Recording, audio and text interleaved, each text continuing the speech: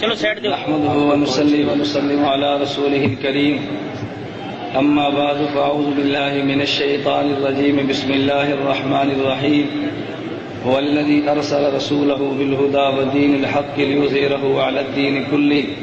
عن أنس رضي الله تعالى عنه قال قال النبي صلى الله عليه وسلم ثلاث من أصل الإيمان: الكف عمن قال لا إله إلا الله، لا تكفره بذنب ولا تخرجه من الإسلام بعمل، والجهاد ماض مزبعثني الله إلى أن يقاتل آخر هذه الأمة الدجال، لا يبطله جور جائر ولا عدل عادل، والإيمان بالأقدار. اللهم صل على محمد وعلى آل محمد كما صليت على إبراهيم وعلى آل إبراهيم إنك حميد مجيد. اللهم بارك على محمد وعلى آل محمد كما باركت على إبراهيم وعلى آل إبراهيم إنك حميد مجيد. مجھے آج کی نشست میں عنوان یہ دیا گیا کہ مسئلہ ختم نبوت کے عنوان پر اکابر علماء دیوبند کی خدمات کو آپ حضرات کے سامنے پیش کیا جائے. عقیدہ ختم نبوت پہ بات کرنی آسان ہے، عوام کو گرمانے کی بات کہنی بہت آسان ہے. عوام کو یہ کہنا قربانی دینے کے لیے تمہیں تیار ہو جانا چاہیے، یہ باتیں کہنی بڑی آسان ہیں، مگر میرے اکابر علماء دیوبند نے قربانی کی ابتدا کی ہے. علامہ انور شاہ کشمیری رحمۃ اللہ علیہ اکفار الملحدین کے نام پر کتاب بھی لکھتے ہیں، نزول عیسیٰ کے نام پر کتاب بھی لکھتے ہیں، لیکن علامہ انور شاہ کشمیری ذوف اور بڑھاپے کے عالم میں دارالعلوم دیوبند سے چل کے بہاولپور کی سرزمین پہ ایک عورت کی آواز پہ لبیک کہتے ہوئے عقیدہ ختم نبوت کو بیان کرنے کے لیے عدالت میں گرج کر بیان دیتے ہیں، اور مرزائی مناظر مسلم الثبوت کی عبارت تواتر مانوی کی کو بیان کرتے ہوئے غلط بیان کرتا ہے. تو علامہ انور شاہ کشمیری عدالت میں کہتا ہے کہ محترم جج مرزائی مناظر نے دجل سے کام لیا اور عبارت کو بدل کر پیش کیا. تو جج کہتا ہے شاہ جی تمہارے پاس کتاب موجود نہیں، آپ نے کیسے کہہ دیا؟ علامہ انور شاہ کشمیری کہتا ہے میں نے آج سے 36 سال قبل اس کتاب کا مطالعہ کیا تھا، اگر بات میری غلط تو میں شکست لکھ دوں گا. حضرت قاضی حسین شجابادی ملتان جیل میں نظر بندی کے ایام کاٹ رہے ہیں، ادھر والد گرامی کا جنازہ اٹھا. انگریز کہتا ہے معافی مانگ لو، پیرول پہ رہا کر دیا جائے گا.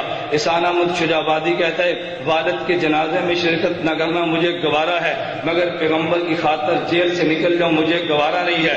ادھر حضرت مولانا محمد علی جلندری نبر اللہ مرقدہ ملتان میں 1956 میں جیل کاٹ رہے ہیں. حضرت کے بڑے بھائی حاجی صاحب کا انتقال ہوا، حضرت جیل سے باہر نہیں آئے. پھر ایک وقت آیا حضرت کے بھائی حاجی اسماعیل کا جنازہ اٹھا، پیرول پہ باہر رہا کیا گیا. ابھی گاؤں میں نہیں پہنچے، ایک آدمی مانکا کر کے کہتا ہے حضرت آپ کے علم میں ہے کہ تمہارا بھائی پہلے محمد عبداللہ کا انتقال ہوا جب تم جیل میں تھے، ابھی جس کے لیے تم آئے ہو تمہارے بھائی اسماعیل کا جنازہ اٹھا، تمہارے علم میں ہے کہ رات کو تمہارے دوسرے بھائی کا بھی انتقال ہو گیا. حضرت ان دونوں کی قبروں پہ گئے، والد زندہ تھا، صبح ہی تو باپ حاجی ابراہیم کا بھی انتقال ہوا. حضرت جلندری نے جنازوں کو دیکھا لیکن ناموس صحابہ کی تحریک سے پیچھے نہیں ہٹے. حضرت مولانا غلام غوث ہزاروی نبر اللہ مرقدہ جب انگریز مناظر مرزائی مناظر اللہ دیتا یہ مانسیرے کے علاقے میں گیا تو غلام غوث ہزاروی میدان میں نکلا. ادھر بیوی نے کہا تمہارا اکلوتا بیٹا زین العابدین تڑپ رہا ہے، اگر تم مناظرے میں گئے تمہارا بیٹا ممکن ہے وفات پا جائے. تو حضرت ہزاروی نے جواب دیا پر میں بیٹے کو تڑپتا برداشت کر سکتا ہوں مگر روزے میں پیغمبر کو تڑپتا برداشت نہیں کر سکتا. ابھی ہزاروی اسٹیج پہ نہیں پہنچا تھا، ابھی وہ بلاری اڈے پہ تھے، خبر آئی تمہارے زین العابدین کا جنازہ اٹھا. ہزاروی نے کہا بیٹے کا جنازہ ادا کرنا فرض کفایہ ہے، پیغمبر کی ناموس کی جنگ لڑنا فرض عین ہے. یہ میرے اکابر علماء دیوبند تھے. میں بڑی جرأت کے ساتھ کہتا ہوں انور شاہ کشمیری نے جنگ شروع کی تھی بہاولپور کی عدالت سے، اس جنگ کو پایا تکمیل تک پہنچایا. قائد انقلاب مفتی محمود نے پاکستان کی اسمبلی میں اگر عدالت میں جنگ آئی ہے تو سید اسمت سید انور شاہ کشمیری دیوبند کا سرخیل آیا ہے. اگر اسمبلی میں جنگ آئی ہے تو مفتی محمود دیوبندی آیا ہے. اگر ساؤتھ افریقہ میں عدالت میں جنگ آئی ہے شیخ الاسلام مولانا تقی عثمانی گیا ہے, حضرت مولانا محمد امین اکاڑوی گیا ہے, حضرت علامہ خالد محمود گیا ہے, حضرت مولانا منظور احمد چنیوٹی گئے ہیں. اگر ربے کے نام بدلنے کی بات آئی ہے, چناب نگر کا بدل کے نام رکھا گیا مولانا منظور احمد چنیوٹی نے. میں یہ بات بڑی جرات اور دعوے کے ساتھ کہتا ہوں, اگر مناظرے کا میدان مرزائیت نے سجایا ہے تو مقابلہ کیے فاتح قادیان مولانا حیات نے, یہ دیوبندی تھا. اگر میدان مناظرہ سجا ہے تو مقابلہ کرنے والا مولانا لال حسین اختر تھا جو دیوبندی تھا. اگر مرزائیت نے تحریری میدان میں نکلے ہیں تو مقابلہ کرنے والا انور شاہ کشمیری دیوبندی تھا. اگر یورپ میں جنگ لڑی ہے تو مقابلے کے لیے جانے والا یوسف بن نوری دیوبندی تھا. اگر برطانیہ میں جنگ لڑی ہے تو وہاں پہ جنگ لڑنے والا خواجہ خان محمد دیوبندی تھا. پھر مجھے کہنے دیجیے, انگریز کو نبی بنایا گیا, جہاد کو ختم کرنے کے لیے جہاد کے علم کو بلند کرنے والا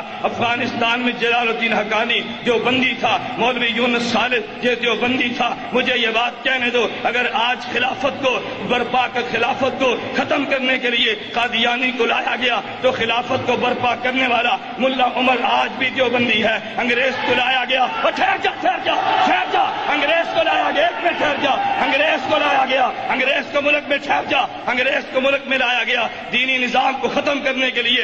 اس ملک میں وفاق المدارس کے نام پہ دینی تعلیم کو سر بلند کرنے والا مولانا سلیم اللہ خان دیوبندی ہے. اگر مساجد کو مٹانے کے لیے یہاں پہ انگریز قادیانی کو کھڑا کیا گیا, لال مسجد پہ قربانی دینے والا قاضی عبدالرشید دیوبندی ہے. اگر ناموس صحابہ کو مٹانے کے لیے ٹھہر جا, اگر ناموس صحابہ کو مٹانے کے لیے انگریز کو اپنے پودے کھڑے کرنے پہلے ناموس صحابہ کی جنگ لڑنے والا عبدالستار قوسوی دیوبندی ہے. علی امیر عظیمت مولانا حق نواز دیوبندی ہے. میں کہنا یہ چاہتا ہوں, ہر محاذ پہ علماء دیوبند نے جنگ لڑی ہے. پرویز مشرف بھی سنے, اس کی ذریت بھی سنے, بش بھی سنے, ہم نے ہر محاذ پہ جنگ لڑی ہے. اگر تم نے جنگ چھیڑی, ہم تمہیں اپنے اکابر علماء دیوبند کے نقش قدم پہ چلتے ہوئے جنگ لڑنے کا حق ادا کر دیں گے.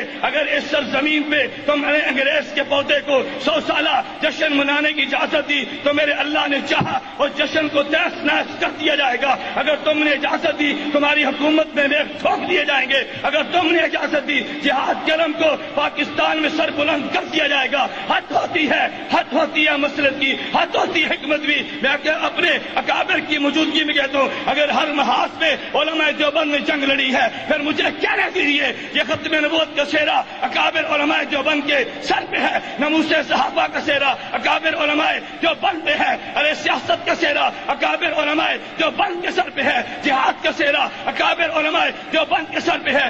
آج ہمیں بھی چاہیے عزم کر لیں, ہم ختم نبوت کے لیے جنگ لڑیں گے, ناموس صحابہ کے لیے جنگ لڑیں گے, مدارس کی جنگ ہم لڑیں گے, مساجد کی جنگ لڑیں گے, طاغوت کے خلاف جنگ لڑیں گے. علم جہاد کو بلند کرتے ہوئے خلافت کا پرچم لہرا کے قادیانیت کی قبر پہ ایک مرتبہ نہیں کروڑ بار لعنت بھیجیں.